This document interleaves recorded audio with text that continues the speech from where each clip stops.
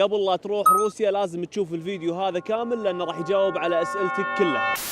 السلام عليكم، معكم يوسف صديقي من قلب سنتر موسكو من الساحة الحمراء. بهذا الفيديو إن شاء الله راح أجاوبكم على أغلب الأسئلة اللي توصلني، الأسئلة المكررة، بحيث أنه قبل لا تروح روسيا تعرف كل شيء تحتاجه عن هذه الديرة.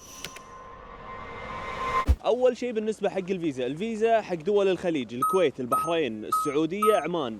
الحين بالوقت هذا الفيزا أونلاين تقريبا تطلع ب3 أيام. الفيزا هذه الأونلاين تطلع لمدة 16 يوم، يعني إقامتك هني لازم تكون بحد أقصى 16 يوم. أما الفيزا العادية إذا طلعتها، إذا أنت محتاج تقعد هني أكثر من 16 يوم لازم تطلع الفيزا العادية، وهذه تاخذ من 3 ل 5 أيام عمل، وحتى سعرها ورسومها بالسفارة أغلى شوي. الإمارات وقطر بدون فيزا. قيمة العملة بالنسبة حق الدينار الكويتي 1000 روبل الحين بالوقت هذا بدينارين و850، ما يقارب خلينا نقول 1000 روبل 10 دولار تقريبا. ممكن ترتفع العملة ممكن تنزل. بالفترة الحالية بسبب الحرب جميع أنواع الكروت اللي احنا نستخدمها ما تشتغل. قالوا لي عن بنك الإنماء السعودي إنه في نوع كرت نظامه صيني أو شيء كذي ممكن إنه يشتغل، لكن الكروت العادية اللي نعرفها كانت بالكويت الفيزا أبدا ما تشتغل بسبب الحرب. مو دائما، إذا كنت قاعد تشوف هالفيديو بعد سنة بعد سنتين في حال انتهت الحرب إن شاء الله نتمنى أن الأوضاع ترد على طبيعتها. فاحسب حساب إنك تجيب معاك كاش دولار أو يورو وتصرفه هني، وحاول ما تصرف بالمطار لأن العمولة جدا مرتفعة. فاصرف إذا اضطريت اصرف على قدك بالمطار بحيث إنك توصل الفندق وتصرف هني أو تحول عملة بالسنتر.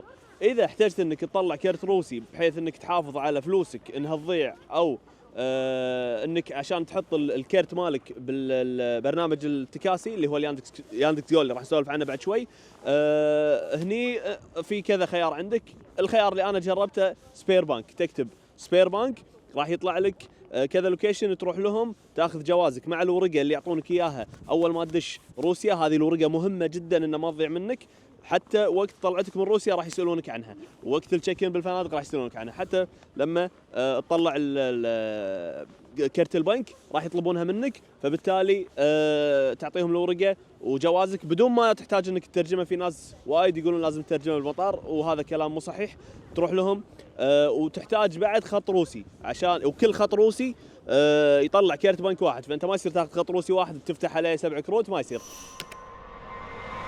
بالنسبة حق خطوط التليفونات تقدر تاخذ الإيسم وتقدر تفعل التجوال من ديرتك، وتقدر انك تاخذ خط روسي. انا انصح بالخط الروسي اكثر شيء عشان تقدر تشغل فيه ياندكس جو اللي هو برنامج التكاسي الافضل هني.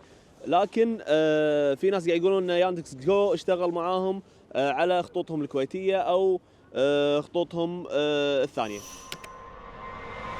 وبالنسبة حق التكاسي لا تتعاملون مع اي تاكسي تأشيرة او بالشارع. امس واحد يسولف لي يقول لي بالمطار اخذ تاكسي، التاكسي خذ منه من المطار للفندق تقريبا 30 دينار كويتي، يعني 100 دولار. لما يبي يرجع من الفندق للمطار بس اخذ منه 5 دنانير، ما يعادل 15 دولار. شايفين فرق السعر وفرق الدبل. غير كذي ممكن تحوشك مشاكل ثانيه. لكن اليوم واحد يقول لي صارت لي سالفه وحتى وصل الموضوع للشرطه. اتفق مع تاكسي من الشارع قال له 500 روبل للفندق، والفندق كان قريب. وصل الفندق كان يقول له 5000 روبل ادفع لي ولا ادق على الشرطه. مني منك دق على الشرطه سجلوا تقرير وخذوا جوازه، وشوي صارت سالفه ولويا. انت بغنى عنها، عشان كذي تتعامل مع برنامج ياندكس جو. ياندكس جو تنزله نفس الاوبر، هو بديل الاوبر. تنزله ابد، تحط العنوان يجي لك التاكسي، السعر واضح قدامك، عاجبك مو عاجبك تكنسله، امورك جدا طيبه. انت كذي تحافظت على نفسك، تعاملت مع شركه موثوقه، امورك جدا طيبه وامان لك ولاحبابك. بالنسبة حق الصرافين اشهرهم الصراف الشيشاني اللي يم فندق سانت ريجس، يعطي اسعار زينة. لو تكتبون سانت ريجس في مبنى يمه على طول، والفيديو انا منزله من الانستغرام، على طول يمه في صراف تقدرون تصرفون منه. الانستغرام بالفترة الحالية والتويتر ما يشتغلون الا بفي بي ان. تنزل لك برنامج في بي ان تفعله عشان تشغل الانستغرام. اما اذا كنت مفعل التجوال نفسي الحين ما راح تحتاج الفي بي ان، راح يشتغل معاك 100% بدون في بي ان. هذا الوضع ما كان موجود قبل الحرب، ارد اكرر، بس بسبب الحرب صار كذي، والشركات قامت تحجب برامجها بروسيا. بالنسبه حق تذاكر الطيران وحق حجوزات الفنادق نفس الشيء، اغلب الشركات العالميه وقفت التعامل، او خلينا نقول سوت بلوك على روسيا مثل اكسبيديا، بوكينج وغيرهم. فانت يا انك تشيك على مواقع الطيران نفسها، من الكويت الجزيره تروح دايركت، الترانزيت عندك الاماراتيه، القطريه، فلاي دبي، طيران الخليج. تقدر تشوف موقع الطيران نفسه، او تقدر تحجز عن طريق مكاتب السفريات. الفنادق نفس الشيء، انا انصح انكم تتعاملون مع مكاتب السفريات، لان عندهم اسعار حتى احسن من اي موقع الكتروني، وحتى احسن من موقع الفندق نفسه، لانهم ياخذون خلينا نقول اسعار ارخص، ويتفقون مع المكاتب وياخذون منهم عروض افضل حتى من اسعار الفندق نفسه، وعن تجربه هالشيء. وبالنسبه حق الانشطه، عندكم مكتب ويانا يرتب لكم اغلب الانشطه اللي موجوده في روسيا، حتى لو تبي تروح رحله البحث عن الشفق القطبي بشمال روسيا هم موجوده عندهم ويرتبونها. اما بالنسبه حق الاكل، روسيا دوله مسيحيه، فالاكل عندهم يعني ذبح اهل الكتاب، تقدر تسمي وتاكل وامورك طيبه ان شاء الله. المطاعم العربيه، المطاعم الحلال موجوده وبسهوله تقدر توصل لها، ما راح تعاني ابدا.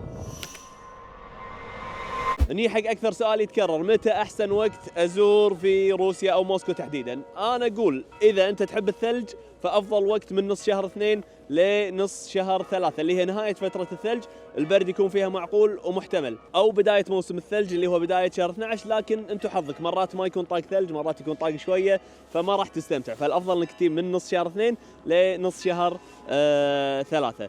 اما اذا انت ما تحب البرد، فانت عندك وايد خيارات اكثر، تقدر تي شهر 4، تقدر تي شهر 8، بينهم قبل بعد امورك جدا طيبه. يوسف ديره تصلح شباب، ولا تصلح حق عوائل، ولا تصلح حق زوج وزوجته، تصلح لهم كلهم، لكن موسم الثلج تحديدا لا تجيب عيالك الصغار عشان لا يثلجون مساكين بالبرد هذا. بالنسبه حق الشعب وتعامله، بالنسبه حق الامان، وبالنسبه حق الحجاب حق خواتنا، اول شيء الشعب جدا محترم، الشعب بحاله.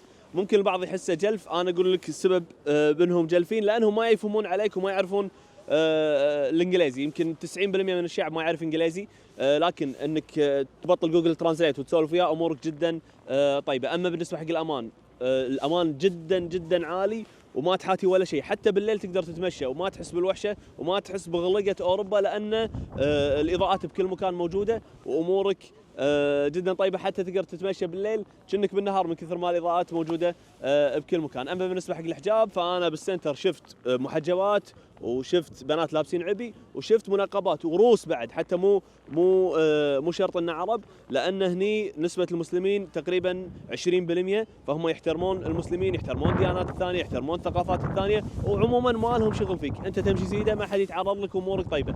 هذه أهم النقاط اللي لازم تعرفها عن روسيا، وإذا عندك أي سؤال إضافي أنا ما جاوبت عليه تقدر تكتبه بالتعليقات وراح أجاوبك إن شاء الله. وارسل الفيديو هذا حق أي شخص ناوي يزور روسيا.